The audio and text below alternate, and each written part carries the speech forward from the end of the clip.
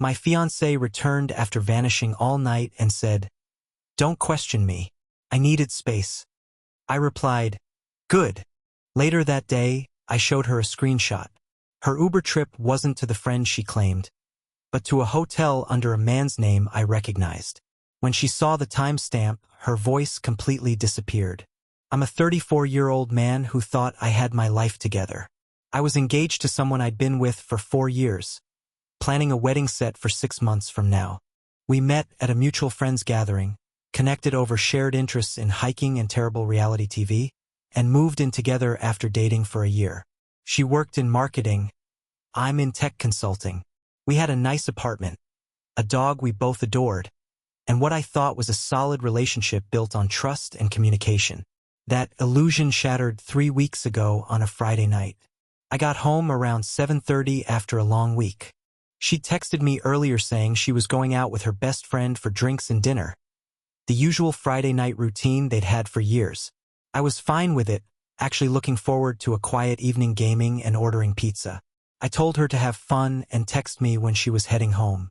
By 11 p.m., I hadn't heard anything. I sent a casual text, "Hey, you coming home soon?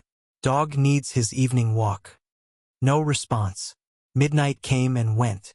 I walked the dog myself, came back, tried calling straight to voicemail. I told myself not to panic. Maybe her phone died. Maybe they went to a loud bar and she couldn't hear it. Maybe she was having such a good time she lost track of time. But by 2 a.m., I was genuinely worried. I texted her friend, "Hey, is she still with you? Just want to make sure she's okay." The response came back within minutes. "What? She left here around 10:30. Said she had an early morning tomorrow and was heading home. Isn't she there?" My heart started racing. I called again, voicemail. I texted, "Where are you? I'm getting really worried. Please just let me know you're safe." Nothing. I barely slept. I kept my phone on full volume next to my pillow, checking it every 15 minutes. I considered calling hospitals, filing a police report, calling her parents. But some part of me hesitated, thinking maybe I was overreacting. At 6:47 a.m., I heard the key in the lock.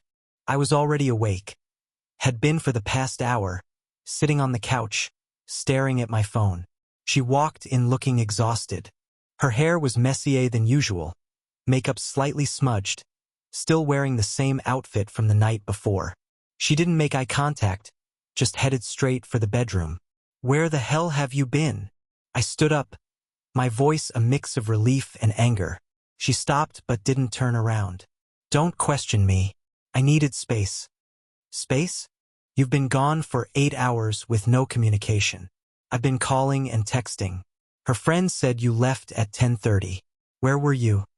She finally turned to face me, and her expression was cold in a way I'd never seen before. "I'm an adult. I don't have to report my every movement to you." "I'm not asking you to report your movements. I'm asking where you were when you disappeared for 8 hours in the middle of the night. I was worried something happened to you." "Well, nothing happened. I'm fine. I just needed some time alone to think."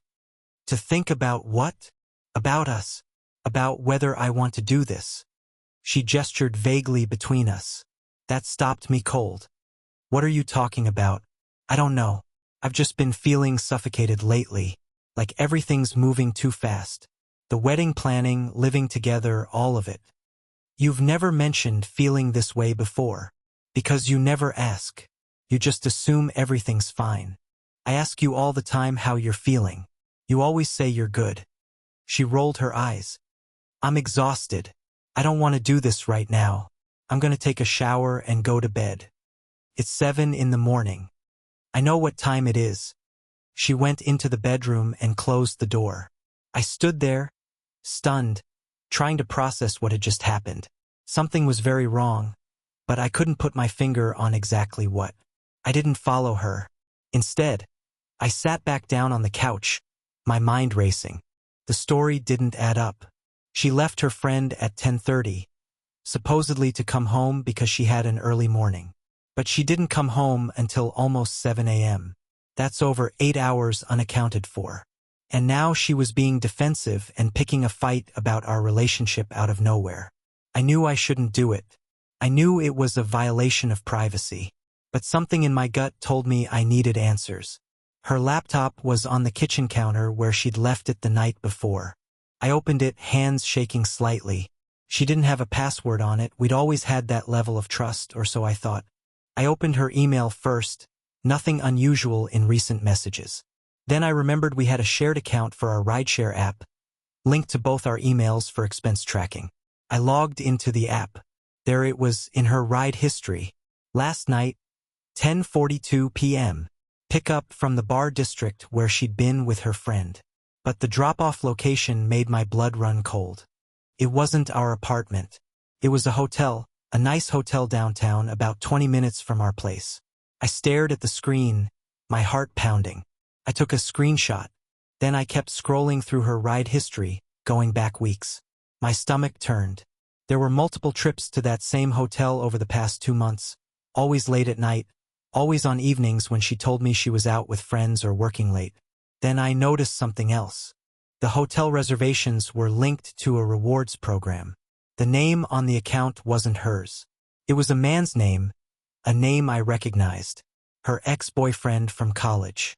The one she'd told me she'd reconnected with professionally about 6 months ago. The one she'd been meeting for networking coffees, because they worked in similar fields. The one she'd assured me was just a friend, and that I had nothing to worry about. I felt like I was going to be sick. I sat there with that screenshot on my phone, trying to decide what to do.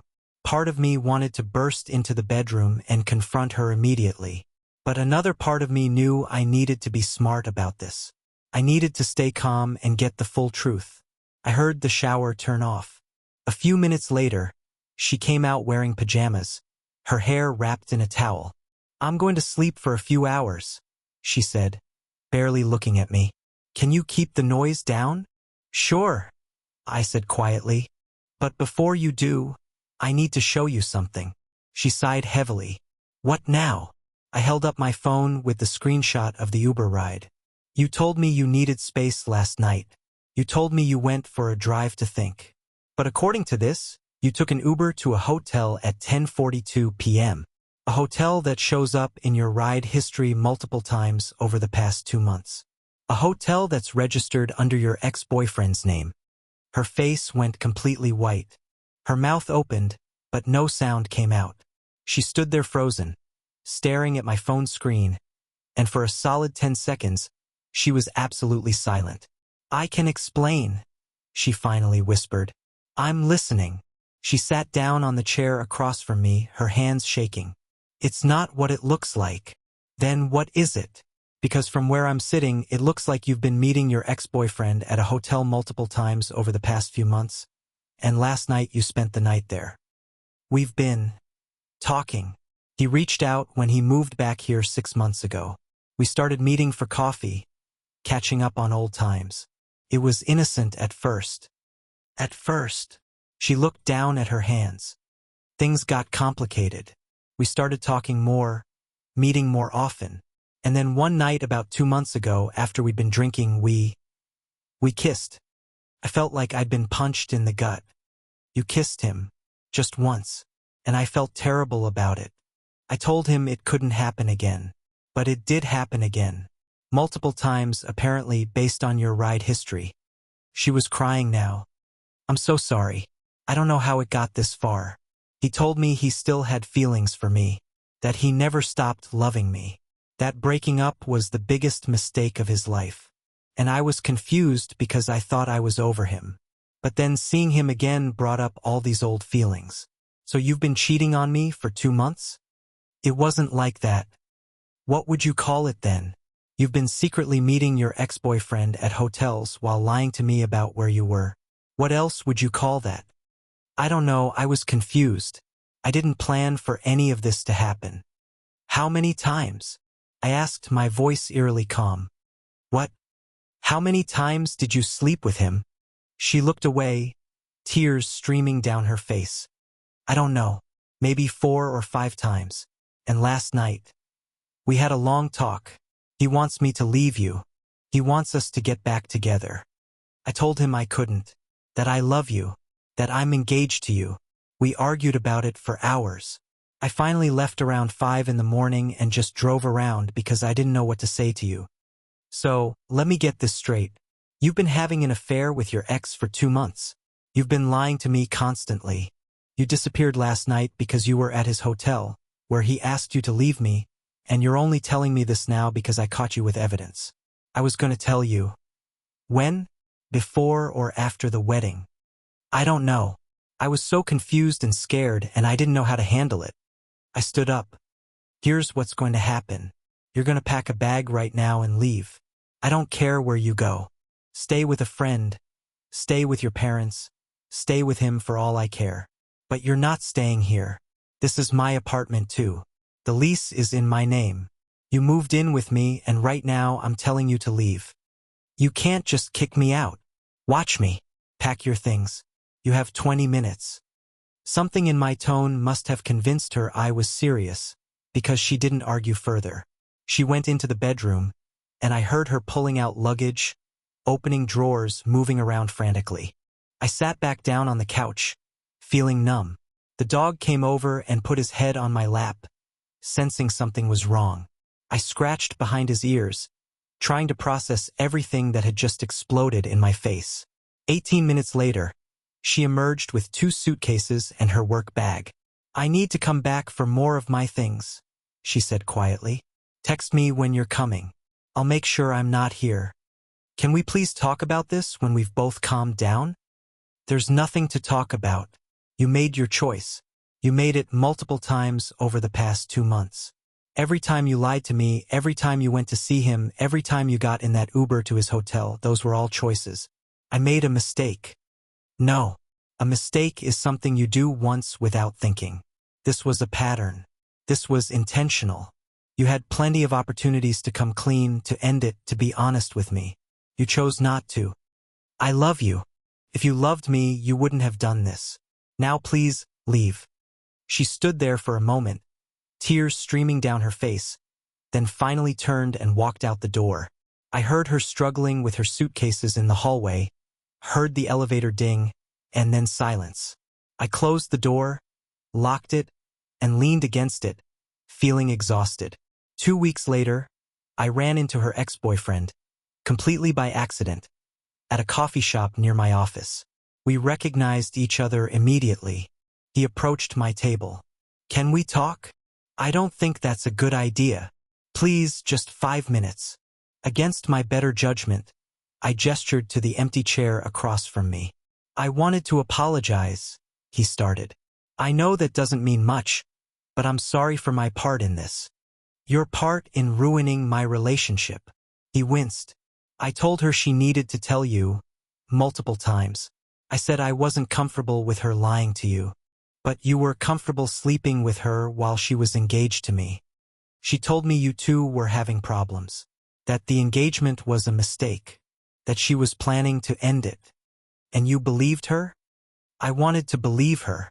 She was the one who got away, you know? We dated for 3 years in college. I thought she was the one. When we broke up, it messed me up for years. When she reached out, it felt like a second chance. So you just didn't question why she was still living with me? Still wearing my ring? Still planning a wedding? I did question it. She always had an answer. Said she was trying to find the right time to tell you. Said she didn't want to hurt you. Said she needed to figure out logistics first. And the night she stayed at your hotel, what happened there? He looked uncomfortable.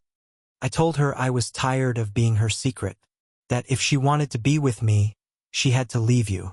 She said she couldn't. We argued. She kept saying she was confused, that she loved both of us, that she didn't know what to do. Eventually, she left around 5 in the morning. Did she tell you I found out? Yeah. She texted me the next day saying you'd discovered everything and ended it. She said she told me it was over between us, that she was going to try to fix things with you. Is it over between you two? Yes. I told her I didn't want to be with someone who could lie so easily to someone they claim to love. Good for you. That doesn't change what you did. Can't we try couples therapy? Can't we try to work through this? Work through what? Your betrayal? Your lies? The fact that you spent 2 months sneaking around behind my back while we were planning our wedding? People make mistakes. People work through infidelity all the time. Some people do. I'm not one of them. I have too much self-respect to stay with someone who treated me like that. So that's it? For years together, and you're just throwing it all away? I'm not throwing anything away. You already threw it away when you decided to cheat. I'm just accepting reality. I came here to get the rest of my stuff, she said, changing tactics. Can I come in? I already packed it all. It's in the storage room downstairs. I'll text you the code. You can pick it up whenever. You packed my things? I figured it would be easier than having you back in the apartment. She looked hurt, then angry. You're really going to be this cold about it? I'm not being cold. I'm being practical. You made your choice. Now you get to live with the consequences. What about the dog? What about him? He's my dog too. The adoption papers are in my name. I've been paying for all his food and vet bills. He's staying with me. That's not fair. You want to talk about fair? Was it fair when you were lying to my face for 2 months? Was it fair when you were planning our wedding while sleeping with your ex? Don't talk to me about fair. She started crying. I know I messed up. I know I hurt you. But I'm asking you to please give me another chance. I'll do anything. I don't want you to do anything. I want you to leave me alone. I love you. If you loved me, you never would have done this. Now please, leave. She stood there for another moment, tears streaming down her face, then finally turned and walked away. I closed the door, locked it, and leaned against it, feeling exhausted. Relationships are built on a foundation of trust, but sometimes the cracks run deeper than we ever imagined. It leads me to wonder, how much of our perception of another person is reality, and how much is just the story we tell ourselves to feel secure? When that story is proven false, can we truly blame the other person for the collapse? Or should we also question the part of ourselves that chose to ignore the warning signs?